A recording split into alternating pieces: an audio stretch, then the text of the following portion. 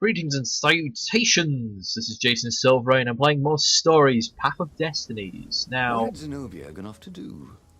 What was more important than meeting the rebel council? Had he made a mistake, sending her to the ruins? No.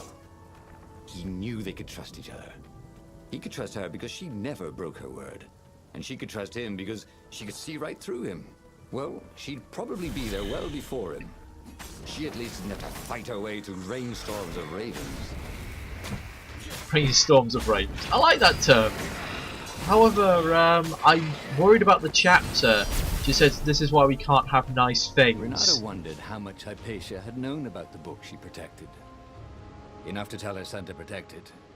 Enough to tell Renato to protect her son. He'd let her down there. To be fair, it's a shame the kid didn't trust me more. Yeah, every time you're in this area, you remember that. And some people have been going, oh look, it shows you don't really care about Zenobia. But, you know, I just think it's a case of, you're in this town that you watched burn years ago. It's only natural old memories that come up, and regrets. Zoom, straight across. Sorry, mustache, thought Renato.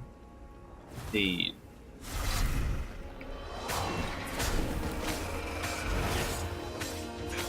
Come on. No. Enough of this malarkey. Come on. And you're done. And I can't go that way. As he came around the bend, there was Lupino, unconscious on the side of the path. Stab him. Renato could smell a familiar, sweet, smoky scent. Who? Zenobia. It had to be. She never used a combat spell when she could use drowsy gas. That meant she had the Iblis Stone. What would it do to her? She hated her father now. She'd kill him for sure. The council wouldn't mind if she killed the Emperor, but murdering her father would destroy her. I was not expecting this whatever twist. ledge she was on and talk her down from it. I did not expect this twist, but come on, let me stick a sword in the rabbit. I was really wanting that bloody rabbit to get a comeuppance. It's like, come on, I feel so cheated. Well, the eyes have had it. Suffering puns.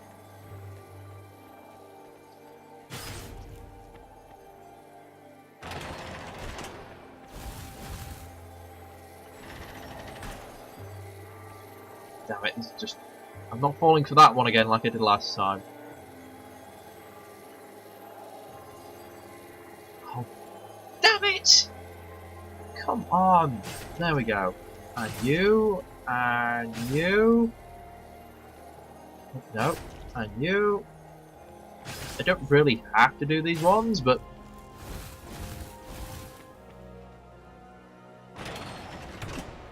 things, and there's the ending. Long stairs. So he was Got close ending. to the rebel Exit. base. Nothing was on fire. So far, so good. Well, you know it's going to get bombed in just a second. Ow, you... Get! There's the parry I was after. No, I didn't want to throw it to there, but never mind.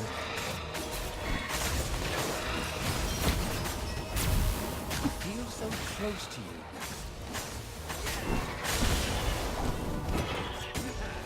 What's going on? I can't see myself.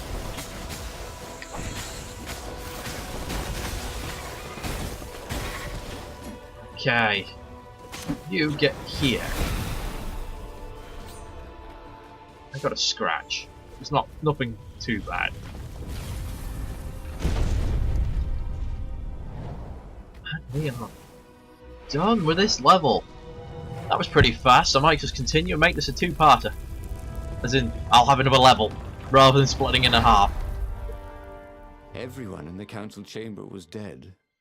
Zenobia stood shivering in the courtyard, drenched in blood. Is she gonna be an actual Why? boss? He managed. They started arguing with me. I lost my temper and I wanted their blood.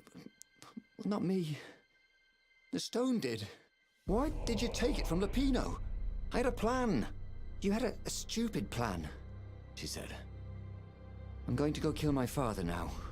No, you can't. You'll just take his place. You'll become worse than him. Get out of my way, or I'll kill you too. Okay, I can either get out of her way, and yeah, she basically becomes a new Dark Empress, or I can try and stop her.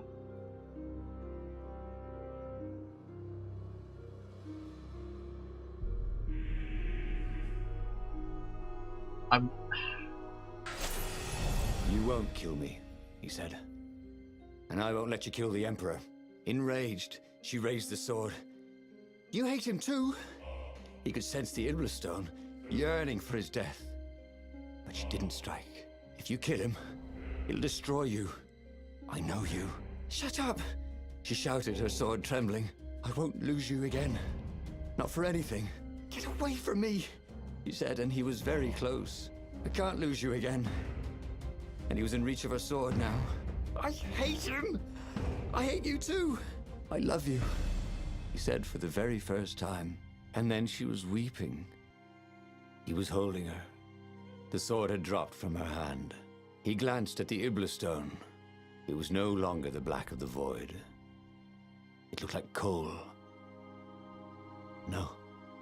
It glowed, like a cinder. It was crackling, burning, crumbling into ashes. You've always loved me, haven't you? She said. She was weak. The stone had taken so much from her. Always, he said. She staggered as he helped her up. Let me take you away. Where? The island of Avalon. The sisters will heal you. He will follow us. Then we need the Farfarer, the fastest ship in the Empire.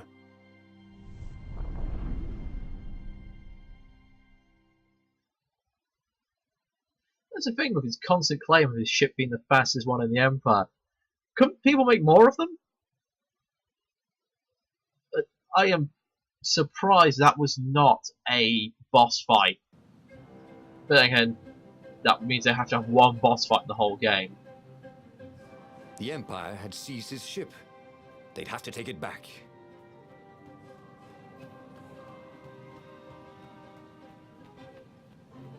So if this is a true ending, the rebels are in a mess because their leadership is dead.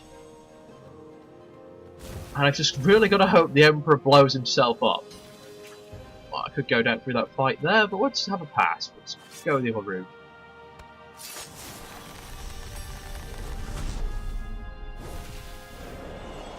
There it was again. The back door to the portal that went to the center of the fleet. Let's get some healing. And I am not missing my ride. Ha!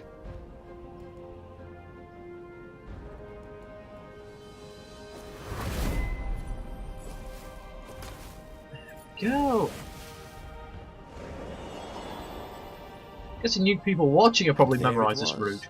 His beautiful skycraft, the Farfarer.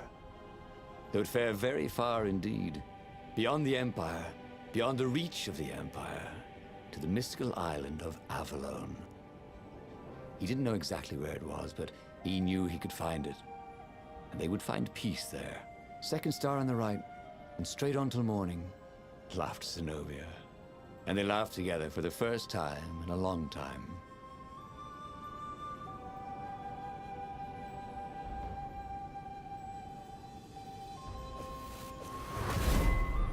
So it's pretty much a run away from the situation ending.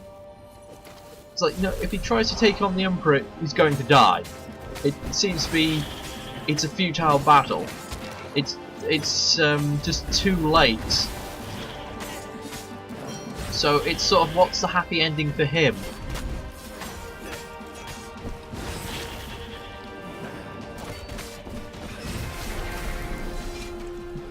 To be fair, I can accept that. It may not be the old conquering hero becoming like the royal advisor of kings of the Empire, or the Emperor technically, but in a way that's better. A fat raven.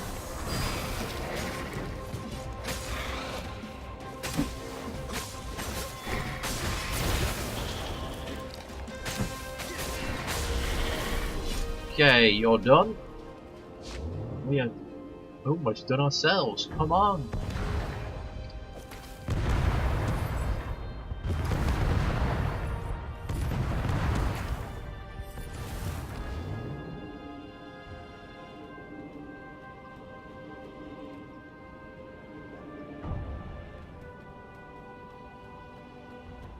Again, I am amazed just how short these levels are once you've learned them.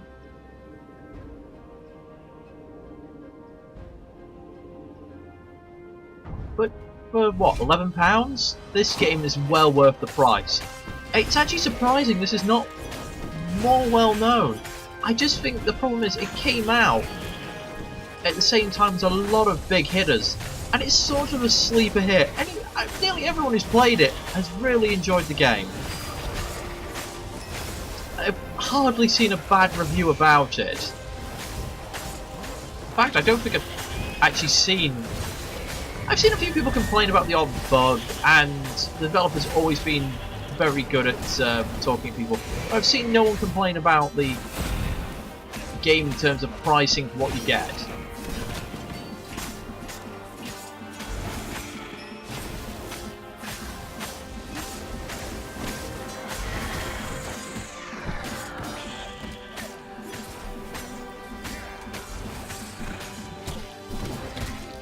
Damn it!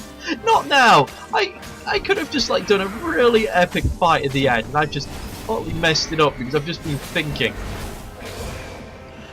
Just stop paying attention. Oh, I hate those damn suicide things. No!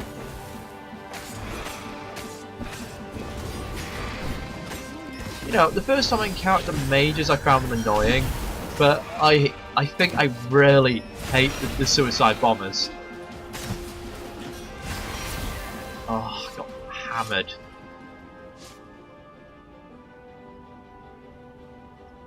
But they did not go unnoticed. Scout ships lifted off, and the long lance of the Imperial flagship.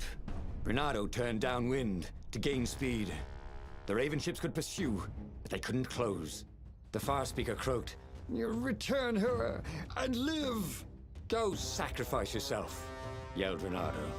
"Then you won't have her either." On the flagship, the Emperor was readying some arcane weapon. It couldn't be. It was the core. A devastating beam lanced out of the flagship. Renato zigzagged wildly to keep the Farfair out of it. Now the Raven scout ships were closing the distance, and the beam was getting closer too. Then came a blinding flash, and the air was searingly hot all around him.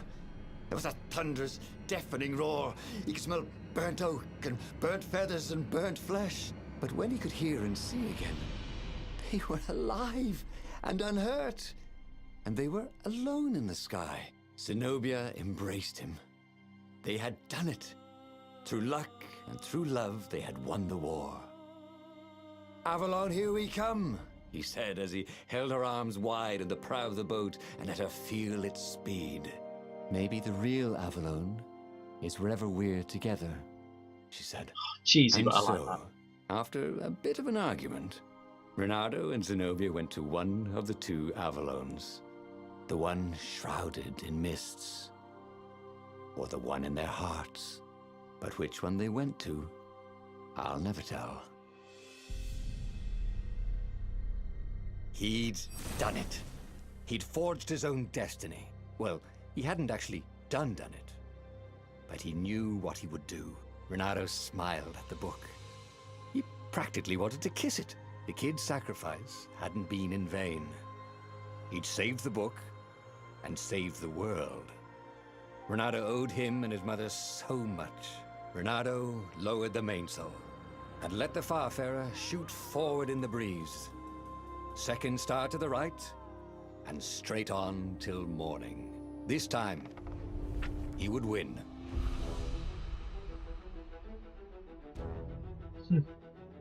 So, stable time loops. It was true. He wasn't actually going through it. The book was projecting what would happen in the future. Which makes you wonder, did the kid and the mother... Well, the kid never read the book. He never had the chance to open it. But I wonder if the mother had opened the book and had to go through all the possible scenarios of, oh, wow, imagining the best scenario you have is being burnt alive so the book would get into the hands of someone who would use it and actually save everyone. Jeez, that's dark. But I fully enjoyed that. All of these people deserve a round of applause, especially the narrator and the writers. They did amazing work there. The music was very good. Some would say it's generic fantasy, and there wasn't that many different ones, but I think the music was used well. I thought the battle music and the just generic level music flowed very well together. You know, sort of the slow rise from the into a much more heavy beat.